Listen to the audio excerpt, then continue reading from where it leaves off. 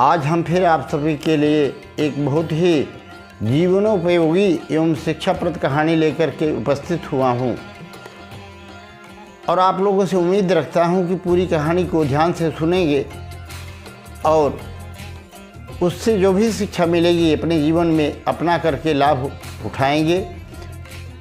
कहानी सुनने से पहले वीडियो को सब्सक्राइब, लाइक एवं कमेंट करके हमें अवश्य सूचित कीजिएगा कहानी आपको कैसी लगी। तो देर न करते हुए आइए हम कहानी में प्रवेश करते हैं। सीमा के ससुराल में उसकी ननद प्रिया की शादी थी और घर में सभी लोग उसके विशेष रूप से सास ससुर बहुत खुश थे और सारी व्यवस्था में लगे हुए थे। सीमा घर का सारा काम काज बड़ी खुशी से स्वयं दौड़ दौड़ के कर रही थी और वह हमेशा खुश रहती थी। पर मित्रों, उसकी सास और ननद दोनों उसे पता नहीं क्यों इतना ज़्यादा चिढ़ती रहती थी कि बात बात पर उसे ताना महना सुनाती रहती थी, टोकती रहती थी। सीमा घर के में भोजन बना रही थी रसोई में और तभी उसकी सास की कड़कदार आवाज़ आती है, सीमा बाहर आओ, देखो कौन आया है। और सीमा आती है तो देखा उसका भाई आया हुआ है और उसने मिठाई के डब्बे सासू जी को थमा करके सीमा के साथ घर में चला गया और सीमा जी अपने कमरे से बड़बड़ा रही थी, कितने गए गुजरे लोग हैं, ये तो सड़ी हुई मिठाई लेके आए हैं जिसको हमारे घर के नौकर चाकर भी नहीं खाते। पता नहीं कैसे ये लोग ऐसी मिठाइयों को पसंद करते हैं और खाते हैं। अगर इतना दम नहीं था तो मेरे यहाँ शादी क्यों किया। ये सारी बातें सीमा सुन रही थी।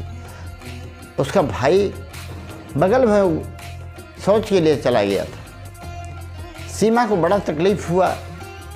उसने सोचा, एक तो मेरा भाई किसी तरीके से अपने जान अच्छी से अच्छी मिठाई लेकर आया है, पर मेरी सास को तो हमेशा आदत ही बन गई है जैसे कि मेरी किसी न किसी तरह से मेरे मायके वालों की बेइज्जती करना, मेरी बेइज्जती करना। उसके हृदय में एक दर्दनाक चोट सी पहुंची, पर आंखों से आंसू ढुलकते ही तभी उसने शांत कर लिया क्योंकि उसका भाई आ चुका था। उसका भाई विदा होकर के अपने घर गया और उसकी ननद की शादी का समय नज़दीक आ रहा था। अब चूँकि शादी के समय घर पर नाचने गाने का कार्यक्रम भी होता है, गीत संगीत का कार्यक्रम होता है जिसमें रूपाली को भी भाग लेना था। तो जब ये संगीत उठाने का समय आया तो रूपाली को इतना समय ही नहीं मिला। सास और ननद उसे इतना ज़्यादा काम में लगाए रखती थी कि वह और दूसरे काम के लिए समय नहीं मिलता था। उसे सजने संवरने का अथवा ब्यूटी पार्लर जाने का समय ही नहीं मिला। वह नहीं जा पाई, तैयार नहीं हो पाई, क्योंकि स्टेज पर सभी लोग गाने वाले थे और सभी अपने अपने गीत पेश करने वाले थे, नृत्य पेश करने वाले थे। पर रूपाली सीमा को जब समय नहीं मिला तो वह बेचारी अपने आप किसी तरह से सज संवर कर तैयार हो गई और तभी उसकी बुआ जी आकर के उसको देखती हैं, कहती हैं, अरे सीमा, क्या तुम ब्यूटी पार्लर गई थी? तुम तो आज अप्सरा जैसी सुंदर लग रही हो। और तभी उसकी ननद प्रिया आ गई और ये शब्द सुनते ही उसने मुंह फिरा लिए और चिढ़ सी गई और चिढ़ करके चली गई। मित्रों, जब शाम के समय गीत का उठान हुआ तो रूपाली के मन में कुछ संकोच सा लग रहा था कि मैं अकेले नृत्य तो कभी नहीं किया हूँ। हाँ, सबको साथ में मिलकर के ग्रुप में करना तो आता था, उसमें अच्छा बुरा कुछ भी चलता जाता था, पर स्टेज पर अकेले नृत्य करना और गीत गाना उसने कभी किया नहीं था, पर वह बड़ी संकोच में थी। उसी दिन शाम को सब लोगों ने उसको ज़बरदस्ती स्टेज पर चढ़ा दिया अब सीमा ने जो भी गीत गाया और नृत्य किया तो वहाँ पर उपस्थित जितने भी आसपास पड़ोस के लोग थे सभी तालियां बजाने लगे और सीमा की वाह वाह करने लगे। सभी उसकी सराहना कर रहे थे, पर उसकी ननद खुश नहीं थी, वह चिढ़ रही थी। स्टेज से उतर करके नीचे आई, तभी उसका पति रुपेश वहाँ पर आकर के उसको बाहों में भर लिया और बोला, आज तो तुमने कमाल कर दिया, इतना सुंदर नृत्य क्या तुमने कहीं सीखा था? उसने कहा, मैंने कुछ भी नहीं सीखा था और जो भी मुझे आता था वो मैंने आप लोगों को सुना दिया और दिखा दिया। वह बहुत खुश था उसका पति। पर तभी सासू जी बोली, अरे आज तो तुम मेरी नाक कटवा दी, स्टेज पर तुमने जा कर के ऐसा नाच किया कि सब पड़ोसी मुंह बिचका करके चले गए। कोई सोचा भी नहीं था कि ऐसी गंवार बहू मेरी होगी, और हमने भी नहीं सोचा था। ससुर जी भी उसकी हाँ में हाँ मिलाने लगे। ये बात तीर की तरह सीमा के हृदय में चुभ रही थी, पर करे क्या? वह अपने कमरे में जा कर के निढाल सी होकर चारपाई पर पड़ गई और उसकी आंखों से आंसू बहने लगे। मैं कितना भी अच्छा काम करूं, कितना भी अच्छा शो करूं, पर इन लोगों को तो आदत पड़ गई है मुझ में और मेरे मायके वालों की बेइज्जती करने की। ये हमेशा खोजते रहते हैं कि कैसे इसकी और इसके मायके वालों की बेइज्जती हो। वह अपने मन ही मन सोचती है, कैसे लोग हैं ये लोग कि जो बहू में कुछ दूसरे नज़रिए से देखते हैं और बेटी को कुछ दूसरे नज़रिए से देखते हैं। उसकी बेटी ब्यूटी पार्लर से सच कर आई थी, पर वह उतना सुंदर नहीं लग रही थी। घर में जो बुआ थी उन्होंने कुछ कमियां निकालते हुए बताया तो वह प्रिया भड़क गई कि बुआ जी, आप भी सीमा की ही बड़ाई करती हैं, क्या कमी है? मैं ब्यूटी पार्लर से आई हूँ, मेरा मेकअप कहाँ कमी है, क्या कमी है? बुआ जी चुप हो गई और वह वहाँ से चली गई रूठ कर। सीमा ने देखा और वह तो जानती थी कि वह हमेशा मुझसे चिढ़ने ही वाली है। कोई भी मेरी तारीफ करे, चाहे बुआ जी करें, चाहे पड़ोसी करें, चाहे रिश्तेदार करें, पर मेरी ननद और सास को मुझ में कमी निकालने की आदत पड़ गई है। मेरी बेइज्जत करने की, मेरे मायके वालों की बेइज्जत करने की इन्हें आदत लग गई है। और हम मन ही मन सोचने लगी, कैसे लोग हैं कि अपनी बेटी को तो बेटी समझते हैं, पर बहू को बेटी जैसा व्यवहार नहीं करते, जबकि वह भी किसी की बेटी ही होती है। और मित्रों, शादी का समय जब आया, बारात घर पे आई, दूल्हा आया, तो एक रस्म की जाती है कि पीढ़े पर खड़े होकर के दूल्हे की आरती उतारी जाती है। पर उनकी सास जो थी वो पीढ़ा रखना ही भूल गई थी, आरती की थाली ही भूल गई थी। बारात खड़ी थी, पर दूल्हे की जो माँ थी वह आगे आई, बोली, बहन जी कोई बात नहीं, आप आरती का थाल ले आइए, पीढ़ा नहीं है तो भी क्या हुआ, आरती हो जाएगी, कोई दिक्कत नहीं है, हमें कोई परेशानी नहीं, आप करिए। आरती हो गई, शादी के फेरे हो गए, सारे रस्म पूरे हो गए और कहीं कोई भी चू चपड़ की बात नहीं हुई। उसकी ननद प्रिया के ससुराल वाले इतने अच्छे और सज्जन लोग थे कि कोई कमी कहीं के भर उनकी नहीं मिली और न तो कहीं बोले।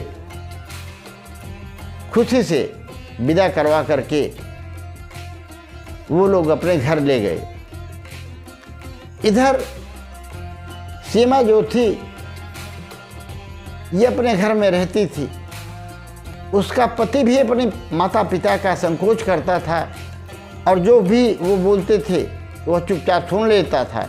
यद्यपि वह सीमा से कहता था कि तुम्हारा अपमान, तुम्हारे मायके का अपमान मुझसे भी सहन नहीं होता, पर क्या करूं, माता पिता हैं, मर्यादा है, मैं बचाव करता हूं, लेकिन इसमें मेरी सबसे बड़ी गलती है। अगर तुम्हारा अपमान जब ये लोग करने लगे, पहले ही मैं इन्हें टोकता और इन्हें बोल देता, मना कर देता, तो ऐसा नहीं होता। तभी होली का त्यौहार आया।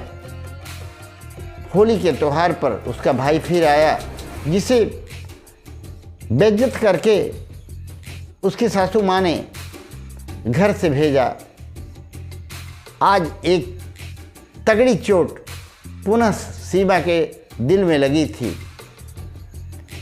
आंसू बहाते हुए अपने कमरे में चली गई।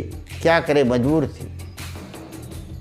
और वो हमेशा यही सोचा करती थी, हर इंसान तो इंसान होता है, बेटी बहू में क्या अंतर है, और मैं कौन सी ऐसी कमी करती हूँ जो मेरी सास और ननद मुझ में कमियाँ निकालती रहती हैं। सुबह से लेकर शाम तक सारा कार्य करती हूँ और जैसा ये लोग कहते हैं वैसे करती हूँ, फिर भी ये दोहरा मापदंड क्यों? समाज में ये दोहरा मापदंड क्यों चल रहा है? बहू के साथ अलग व्यवहार, बेटी के साथ अलग व्यवहार। बेटी तुनक मिजाजी है, क्रोधी है, तो भी उसको लाड़ प्यार से रखते हैं, और बहू अगर सहनशील है, शालीन है, सज्जन है, तो भी उसे डांट पिलाते रहते हैं। ये बात सोच कर उसे बड़ा तकलीफ हो रहा था।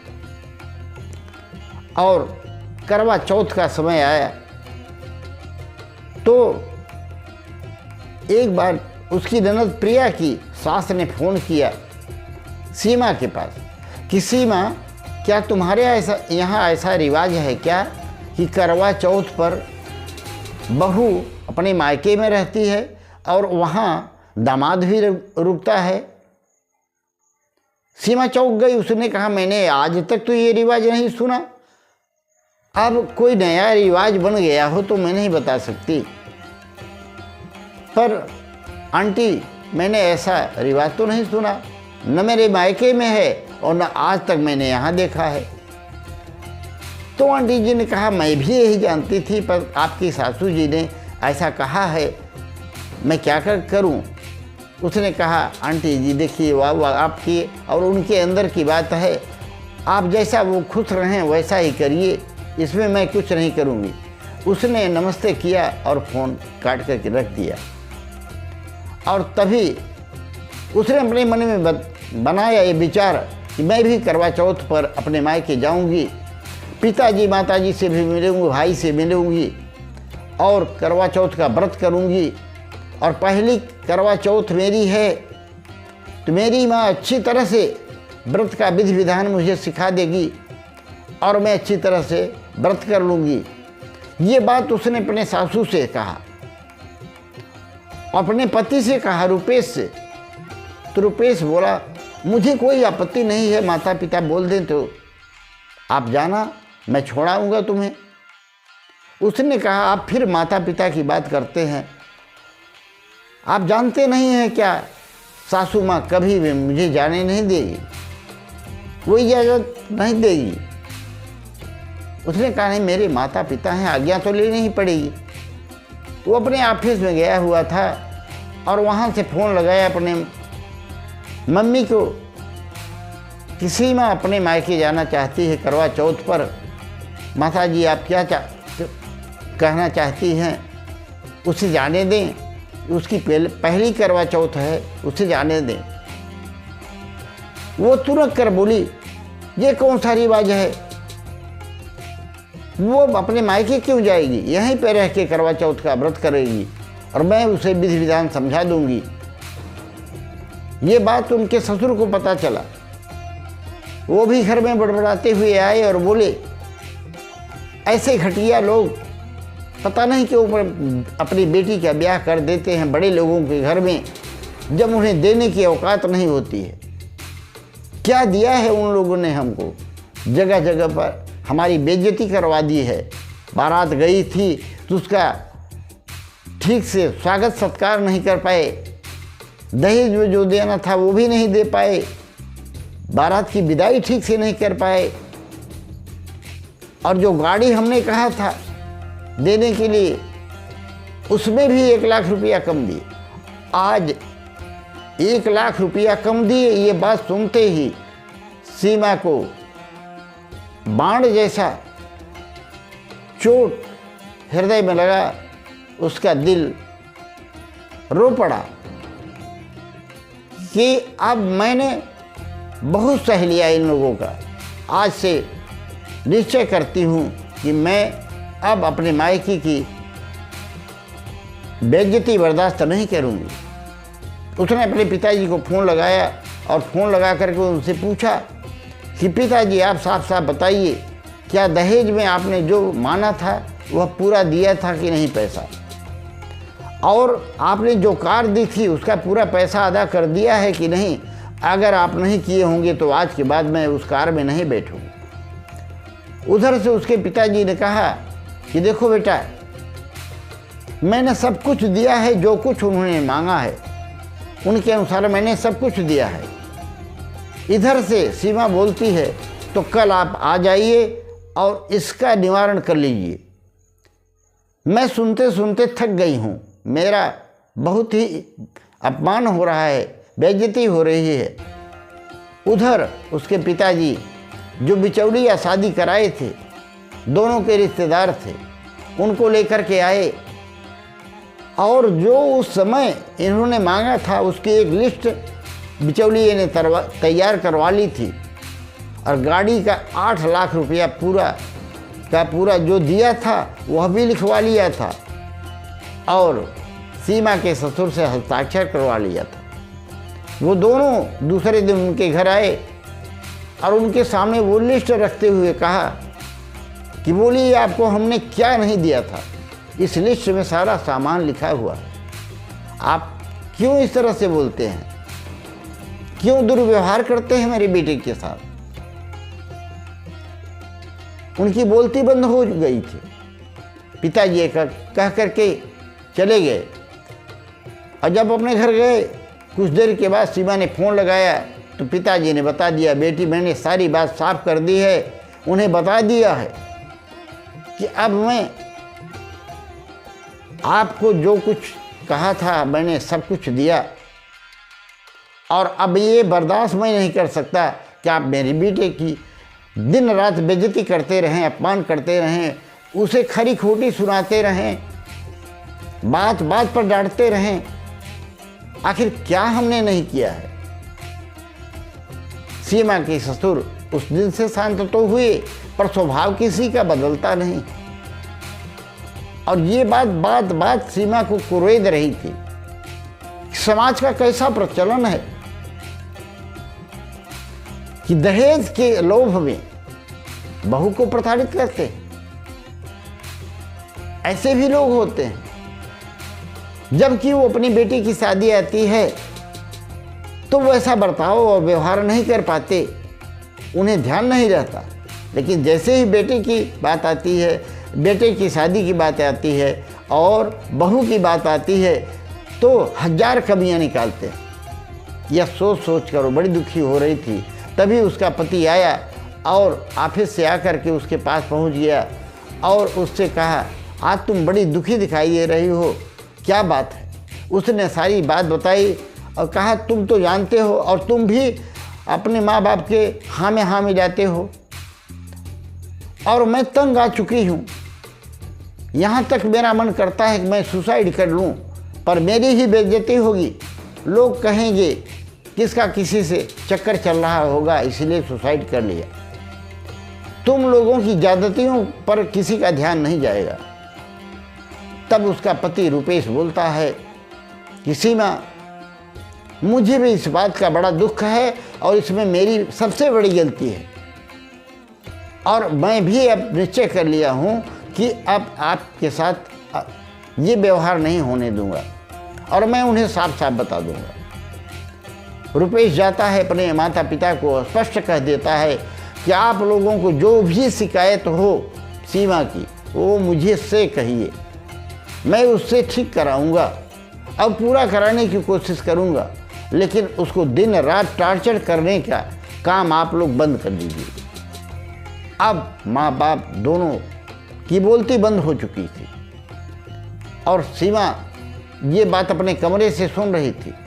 आज उसका पति खुल करके उसके समर्थन में बोला था, उसका हृदय गदगद हो गया और वह साफ साफ कह दिया कि सीमा मायके जाएगी और करवा चौथ का व्रत वहीं पर करेगी, आप लोग उसे मना मत कीजिए, उसकी इच्छा है उसे जाने दीजिए, आप क्यों जबरी कर रहे हैं। दोनों चुप रहे माँ बाप और रुपेश उसको ले जा कर के उसके मायके में पहुंचा दिया। उसने करवा चौथ का व्रत किया, अपने माता पिता से मिली और सारी बातें बताई।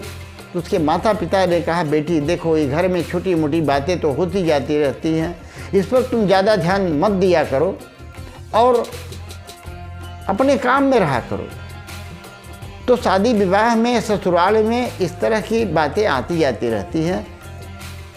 सीमा वहाँ से पुनः अपने ससुराल आती है तो यहाँ कहते हैं लोगों की जो आदत और स्वभाव होता है वो बदलता नहीं है। कुछ भी हो जाए, कोई कितना भी समझा ले, पर जिसकी जो स्वभाव और आदत होती है वो उसमें बदलाव नहीं हो पाता, वो लोग वैसा ही व्यवहार करते रहे। पर सीमा गहरी सोच में बैठ गई। उसने सोचा कि ये लोग तो बदलने वाले नहीं हैं, इससे अच्छा है कि मैं खुद को बदल डालूं। मैं इनकी बातों को ध्यान ही न दूं, एक कान से सुन दूंगी और दूसरे कान से निकाल दूंगी, और मैं जब घर का सारा कार्य सफलतापूर्वक बिना किसी कपट के करती हूँ, परिवार के हित का काम करती हूँ, तो मुझे इनकी बातों से आहत नहीं होना है। उसने अपने मन को दृढ़ निश्चय कर लिया और मन को कंट्रोल करने का वो पक्का इरादा कर लिया कि आज के बाद वो इनसे नहीं डिगेगी, चाहे वो कितना भी अपमान करते रहें। मित्रों, ये सच्चाई है, हम संसार को बदल नहीं सकते। अगर हम सुख और शांति चाहते हैं, परिवार में, समाज में, कहीं भी, तो अनेक स्वभाव के लोग मिलते हैं और उनके साथ मुझे रहना पड़ता है।